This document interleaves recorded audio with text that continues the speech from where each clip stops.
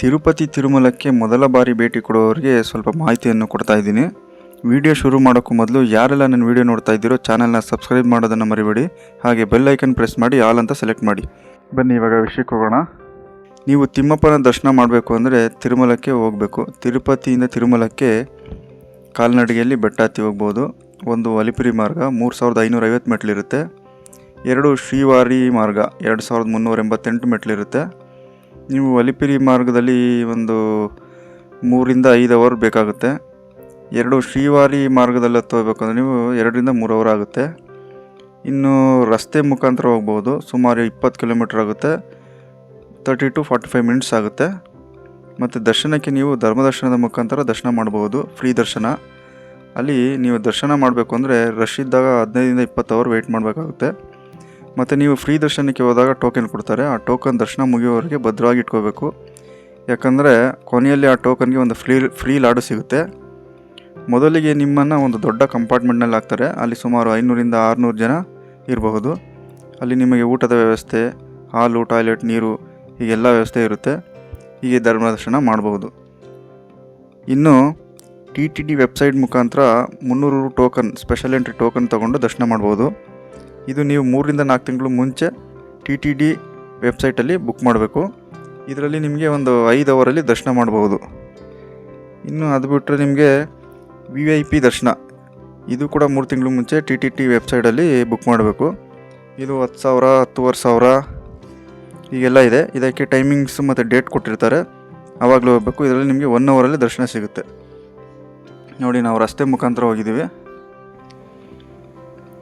ಇಲ್ಲಿ ನೀವು ಸೆಲ್ಫಿ ತಗೋಬೋದು ಎಂಟ್ರಿಯಲ್ಲಿ.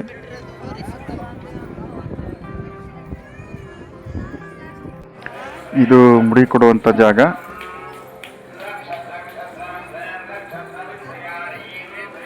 ಹರಕೆ ಇರೋವಂಥವ್ರು ಮುಡಿ ಕೊಡುವಂಥ ಜಾಗ. ನೋಡಿ, ನಿಮಗೆ ಅಲ್ಲಲ್ಲಿ ಚಪ್ಪಲಿ ಸ್ಟ್ಯಾಂಡ್ಗಳಿರುತ್ತೆ. ಇಲ್ಲೆಲ್ಲ ಫ್ರೀ. ಇಲ್ಲಿ ದೇವಸ್ಥಾನ ಸುತ್ತಮುತ್ತ ಎಲ್ಲ ನಿಮಗೆ ಸ್ಟ್ಯಾಂಡ್ಗಳಿರುತ್ತೆ. ಅಲ್ಲಿ ಫ್ರೀಯಾಗಿ ನೀವು ಚಪ್ಪಲಿ ಬಿಡ್ಬೋದು. ಇದು ದೇವಸ್ಥಾನ ಪಕ್ಕದಲ್ಲೇ ಇರೋಂಥ ಕಲ್ಯಾಣಿ. ನೀವು ದರ್ಶನಕ್ಕೂ ಮುಂಚೆ ಇಲ್ಲಿ ಸ್ನಾನ ಮಾಡ್ಕೋಬೋದು. ಈಗ ಇಲ್ಲಾಗಲ್ಲ ಅಂದರೆ ರೂಮಲ್ಲಿದೆ, ನೀವು ರೂಮಲ್ಲಿ ಸ್ನಾನ ಮಾಡ್ಕೊಂಡು ಬರ್ಬೋದು. ಇಲ್ಲ ಅಂದರೆ ನೀವು ಇಲ್ಲಿ ಕಲ್ಯಾಣಿಯಲ್ಲಿ ಸ್ನಾನ ಮಾಡ್ಕೋಬೋದು. ಮುಡಿ ಗಿಡಿ ಕೊಟ್ಕೊಂಡು ಇಲ್ಲಿ ಸ್ನಾನ ಮಾಡ್ಬೋದು. ದೇವಸ್ಥಾನದ ಪಕ್ಕದಲ್ಲೇ ಇರುತ್ತೆ. ಅಲ್ಲಿಂದ ನೀವು ದರ್ಶನಕ್ಕೆ ಬಂದವರು ಉಳ್ಕೊಳ್ಳೋಕ್ಕೋಸ್ಕರ ಹೋಟ್ಲು ವ್ಯವಸ್ಥೆ ಇಲ್ಲದೇ ಇರೋಂಥವ್ರು ಅಲ್ಲಲ್ಲಿ ಉಳ್ಕೊಳ್ಳೋಕ್ಕೋಸ್ಕರ ಈ ಥರ ದೊಡ್ಡದಾಗಿ ದೇವಸ್ಥಾನ ಸುತ್ತಮುತ್ತ ಎಲ್ಲ ಇರುತ್ತೆ. ಈ ಥರ ಇಲ್ಲಿ ನೀವು ಇಟ್ಕೊಂಡು ಲಗೇಜ್ನ ಬೇಕಾದ್ರೆ ಫ್ರೀ, ಅದು ನಿಮಗೆ ಲಗೇಜ್ ಇಡೋದಕ್ಕೂ ಜಾಗ ಇರುತ್ತೆ. ಅಲ್ಲಿ ಇಟ್ಕೋಬೋದು. ದೇವಸ್ಥಾನದ ಎಲ್ಲ ಕಡೆ ನಿಮಗೆ ಸುತ್ತಮುತ್ತ ಎಲ್ಲ ಕಡೆ ಥರ ವ್ಯವಸ್ಥೆ ಇರುತ್ತೆ. ಟೆಂಟ್ ಆ ಥರ ದೊಡ್ಡದಾಗಿ. ಮತ್ತು ನಿಮಗೆ ಅಲ್ಲಿ ಫ್ರೀಯಾಗಿ ವೈದ್ಯಕೀಯ ಚಿಕಿತ್ಸೆ ಕೂಡ ಸಿಗುತ್ತೆ. ಎಲ್ಲೆಲ್ಲಿ ಬೇಕು ಅಲ್ಲಿ ಎಲ್ಲ ಕಡೆನೂ ಇರ್ಬೋದು ನೀವು. ಈ ಥರ ಎಲ್ಲ ಥರ ವ್ಯವಸ್ಥೆ ಇರುತ್ತೆ ಅಲ್ಲಿ. ಮತ್ತು ನೀವು ಆಷಾಢದಲ್ಲಿ ಬಂದರೆ ನಿಮಗೆ ಸ್ವಲ್ಪ ರಶ್ ಕಮ್ಮಿ ಇರುತ್ತೆ. ತುಂಬ ಸುಂದರವಾದ ಜಾಗ, ಭಕ್ತಿ ಪ್ರಧಾನವಾದ ಜಾಗ, ಇತಿಹಾಸ ಉಳ್ಳಂಥ ದೇವಸ್ಥಾನ. ನೋಡಿ, ಇದು ದೇವಸ್ಥಾನದ ಗರ್ಭಗುಡಿ. ಹೊರಗಡೆಯಿಂದ ತೆಗೆದಿರೋಂಥದ್ದು. ತಿಮ್ಮಪ್ಪ ತಿರುಮಲ ಶ್ರೀನಿವಾಸ ವೆಂಕಟೇಶ್ವರ ಇರೋಂಥ ಜಾಗ. ತುಂಬ ಸುಂದರವಾದಂಥ ಜಾಗ. ನೋಡಿ, ಭಕ್ತಾದಿಗಳು ಕ್ಯೂ ಅಲ್ಲಿ ನಿಂತಿದ್ದಾರೆ. ಈ ಜಾಗದಲ್ಲಿ ನೀವು ತೆರಳಬೇಕಾಗುತ್ತೆ ದರ್ಶನಕ್ಕೆ.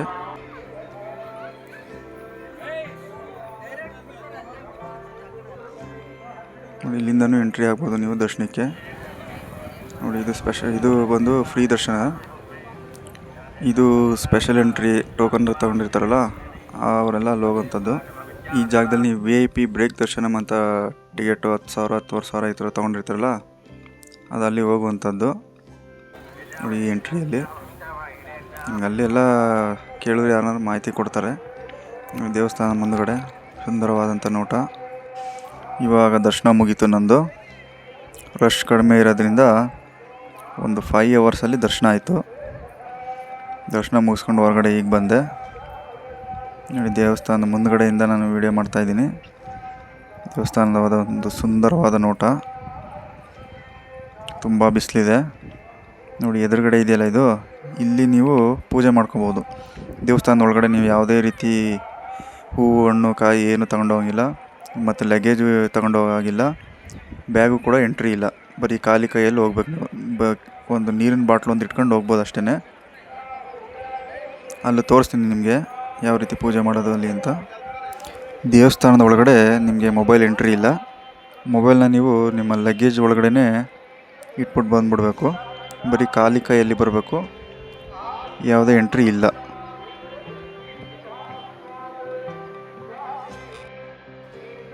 ಮತ್ತು ಒಂದು ಟೋಕನ್ಗೆ ಒಂದು ಫ್ರೀ ಲಾಡು ಕೊಟ್ಟರು.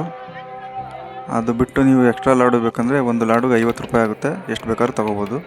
ನೋಡಿ, ಇದು ದೇವಸ್ಥಾನದ ಎದುರುಗಡೆ ನಿಮ್ಗೆ ಹೇಳಿದ್ನಲ್ಲ ಆವಾಗಲೇ, ಅಲ್ಲಿಂದ ನೀವು ಹಣ್ಣು ಕಾಯಿ ಹೊಡೆದು ಪೂಜೆ ಮಾಡ್ಬೋದು. ದೇವಸ್ಥಾನದ ಒಳಗಡೆ ಯಾವುದೇ ಪೂಜೆ ಮಾಡೋಂಗಿಲ್ಲ, ಬರೀ ದರ್ಶನ ಮಾತ್ರ. ಇಲ್ಲಿ ನೀವು ಪೂಜೆ ಮಾಡ್ಬೋದು. ಹಣ್ಣು ಕಾಯಿ ಕಡ್ಡಿ ದೀಪ ಎಲ್ಲ ಬೆಳಗ್ಗೆ ಪೂಜೆ ಮಾಡ್ಬೋದು.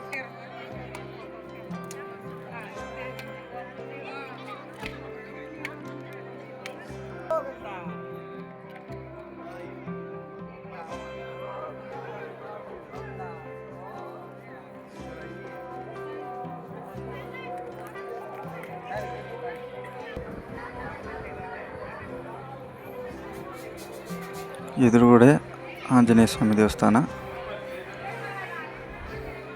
ಎದುರುಗಡೆ ಪೂಜೆ ಮಾಡೋಂಥದ್ದು. ಇದು ಬಂದು ವರಾಹ ಸ್ವಾಮಿ ದೇವಸ್ಥಾನ. ತಿರುಪತಿ ತಿಮ್ಮಪ್ಪನ ದರ್ಶನ ಆದಮೇಲೆ ಹೊರಗಡೆ ಬಂದು ಎಲ್ಲರೂ ಇದು ವರಾಹ ಸ್ವಾಮಿ ದರ್ಶನ ಮಾಡ್ತಾರೆ. ಆ ದೇವಸ್ಥಾನದ ಪಕ್ಕದಲ್ಲೇ ವರಾಹ ಸ್ವಾಮಿ ದೇವಸ್ಥಾನ ಇದೆ. ಅಲ್ಲೂ ನಿಮಗೆ ಒಂದು ಅರ್ಧ ಗಂಟೆ ಕ್ಯೂವಲ್ಲಿ ನಿಂತು ದರ್ಶನ ಮಾಡಬೇಕು. ನಾವು ಹೋಗಿದ್ದು ಮಾರ್ಚ್ ತಿಂಗಳು, ಬೇಸಿಗೆ ಕಾಲ, ತುಂಬ ಬಿಸಿಲು, ಸಖತ್ತು ಬಿಸಿಲಿತ್ತು. ಅದರಿಂದ ಸ್ವಲ್ಪ ರಶ್ ಕಮ್ಮಿ ಇತ್ತು. ಇನ್ನು ಇದು ನೋಡಿ ಅನ್ನಪ್ರಸಾದಮ್ದು.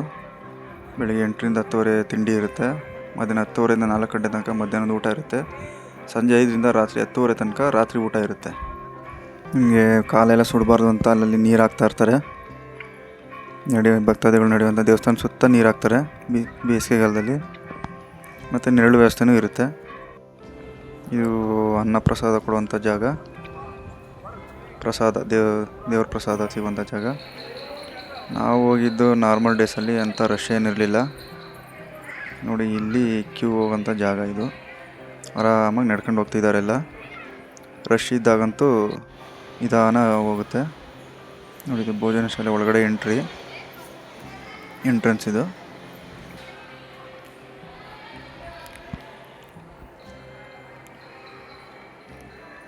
ತುಂಬ ದೊಡ್ಡದಾಗಿದೆ. ನೋಡಿ, ಒಳಗಡೆ ಎಂಟ್ರಿ ಆಯ್ತಾ ಇದ್ದೀವಿ. ನೋಡಿ, ಮುಂಚೆನೇ ಎಲೆ ಎಲ್ಲ ಹಾಕಿ ಎಲೆಗೆ ಪ್ರಸಾದನ ಹಾಕಿದ್ದಾರೆ. ಬಾಳೆಕಾಯಿ ಗೊಜ್ಜು, ಚಟ್ನಿ ಮತ್ತು ಸ್ವೀಟ್ ಅಂದರೆ ಬೆಲ್ಲದನ್ನ. ಈ ಥರ 3 ಐಟಮ್ ಹಾಕಿ ಎಲೆಗೆಲ್ಲ ಹಾಕಿಟ್ಟಿರ್ತಾರೆ. ನಾವು ಹೋಗಿ ಅಲ್ಲಿ ಕೂತ್ಕೋಬೇಕು. ದೊಡ್ಡದಾಗಿದೆ ಹಾಲು. ಏನಿಲ್ಲ ಅಂದರೂ ಸುಮಾರು ಒಂದು 2,000 ಜನ ಊಟಕ್ಕೆ ಕೂತಿದ್ದಾರೆ. ಜೊತೆಗೆ ವಡೆ ಕೊಡ್ತಿದ್ದಾರೆ.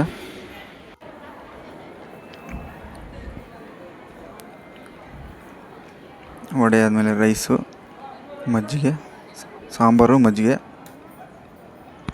ಹೊಟ್ಟೆ ತುಂಬ ಊಟ. ತುಂಬ ಚೆನ್ನಾಗಿತ್ತು ಊಟ. ತಿರುಪತಿ ದೇವಸ್ಥಾನದ ಪ್ರಸಾದ. ಹೊಟ್ಟೆ ತುಂಬ ಊಟ, ತುಂಬ ರುಚಿಯಾಗಿತ್ತು. ಮತ್ತು ದರ್ಶನ ಎಲ್ಲ ಮುಗಿದ್ಮೇಲೆ ಎಲ್ಲ ಆದಮೇಲೆ ಹೊರಗಡೆ ಅಂಗಡಿಗಳಿರುತ್ತೆ. ನಿಮ್ಗೆ ಏನು ಬೇಕಾದರೂ ತಗೋಬೋದು.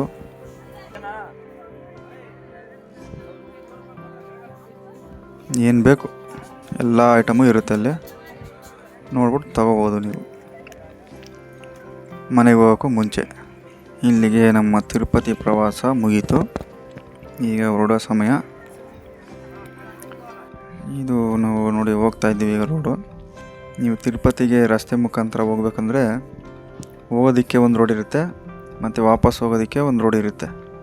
ಎಂಟ್ರಿ ಒಂದು ರೋಡು, ವಾಪಸ್ ಹೋಗೋದಕ್ಕೆ ಒಂದು ರೋಡು, ಒನ್ ವೇ ರೋಡು.